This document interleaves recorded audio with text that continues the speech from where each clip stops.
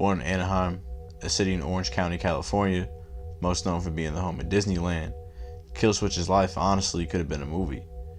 Everything from trauma, depression, addiction, and triumph, the story of Kxllswxtch is an interesting one to say the least. Before we get started, check out the website kultclassicofficial.com and be sure to check out the rest of our The Story Of series on our channel after you hit that subscribe button. Now let's get into it.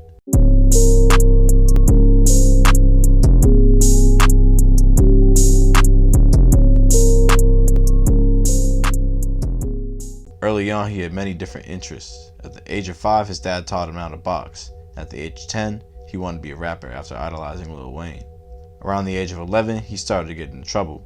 After an incident where his mom ended up going to jail and he ended up in the care of his grandmother, it's safe to say, Kxllswxtch felt lost. Everything from fights, drugs, trespassing, vandalism, and evading arrest, you name it, he was getting into it.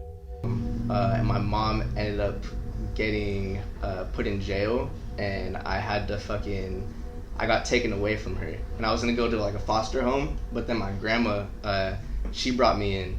So I was like, I don't know, I was fucked up in the head at that point. I was like, fuck, no one cares about me and shit like that. I was gonna fucking act like a fool, and I was just like on the streets just doing dumb shit with my friends, fucking doing drugs, running from police, fucking just a bunch of dumb shit, breaking into like houses, like not people's houses, but like houses that were just getting built. Mm-hmm. You know, like when they leave them vacant, yeah, and like the whole inside of it is just like it's all built gutting. Out and stuff like that. Yeah, I would just go in there, staying there, fucking all the homies were just drinking there, fucking spray paint, all that shit.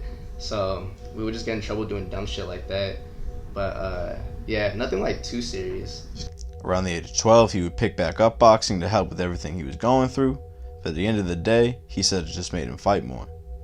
Kill ended up making his way into Cypress High School, where he would build a lengthy rap sheet for skipping, fighting, and getting caught with drugs. One incident, however, would be the final straw. After getting kicked out for stomping a few heads in, Kill would find himself doing some time in a juvenile correction center and eventually end up on house arrest. After house arrest, Kxllswxtch would end up at his second high school, Gilbert High School. Now, Gilbert is a continuational school. Now, if you don't know what a continuational school is, it's a school specifically designed for kids considered to be, quote-unquote, at risk. Because I stomped I stomped like 3 people's heads in the same day, and then the cops, they saw me and I ran, and they knew who I was because the cops knew me by like a fucking first name basis, and they ended up coming to the school the next day, and they pulled me out, and I got fucking arrested, and I had to spend I think it was like 2 months in juvenile hall, and then when I got out on house arrest, they sent me to continuation school. It was called like Gilbert or something, and that was the other high school that I went to. So yeah, right. that was high school for me. At age 17, Kxllswxtch started writing and freestyling. Eventually, a friend from Maryland would move to California with recording equipment. After some convincing, he finally let Kill record. After recording and getting used to the process, he started searching for type beats on YouTube almost daily to continue recording to. Nearly every day, Kill would either ditch school or rush to his homie's house in order to record in his closet. Without any desire to go to college and a record, he had no idea what he wanted to do in life and never saw music as a potential career path up until this point. Even though his music started to shed some light into his life, his addiction still got the best of him and eventually would land him in rehab for oxys in 2019. While in rehab, someone ended up sneaking in Suboxone, and everyone was scheduled to be drug tested the next day. Knowing he wasn't going to pass, Kill and some of the others decided to run away the night before. With no phone and no means of transportation, Kxllswxtch would end up wandering around the streets before eventually asking a homeless man for a map. Ultimately, he would find his way home after a 15-hour walk. That's right, I said 15 hours. And after all this, I'm happy to say that today, Kxllswxtch is drug and alcohol free. So I realized then, I was like, damn, I gotta check myself into rehab. And I ended up checking myself into rehab when I was withdrawing.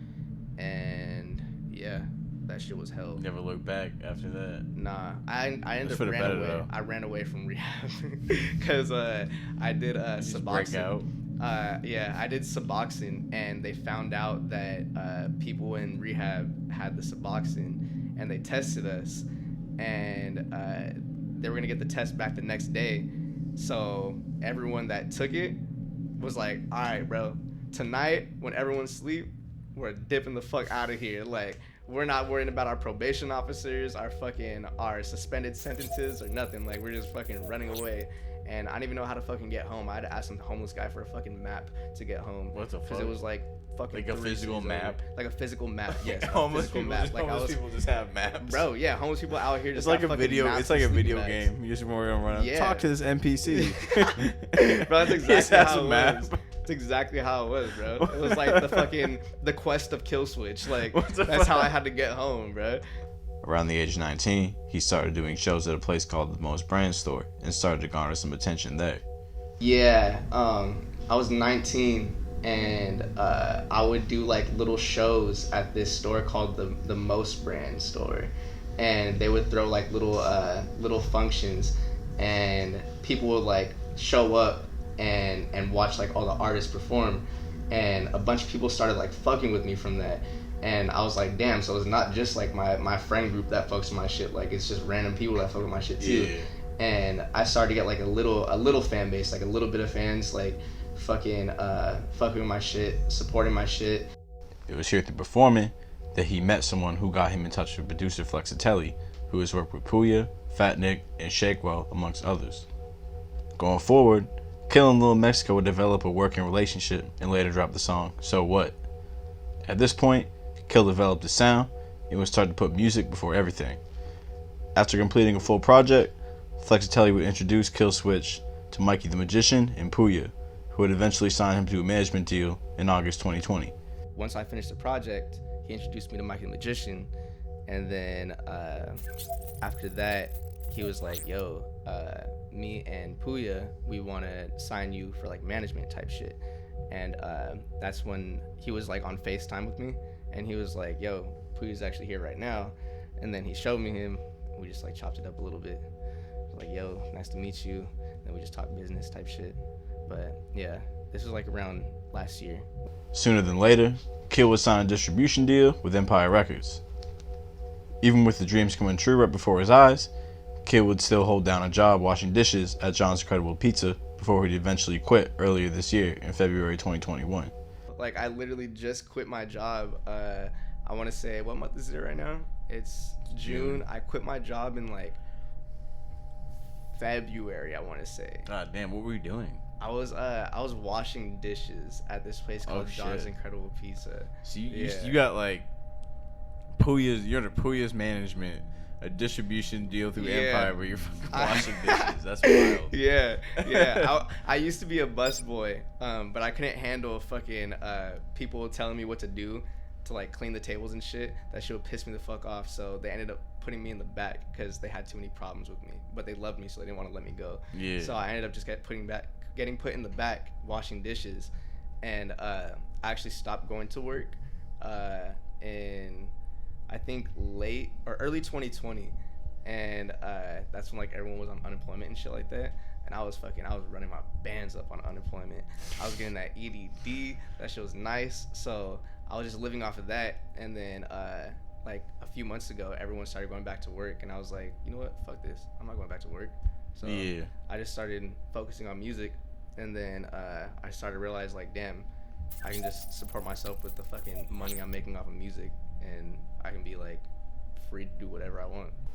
In summer 2021, he would end up on the lineup for Rolling Loud, and then later end up on a tour with Josiah and Puya.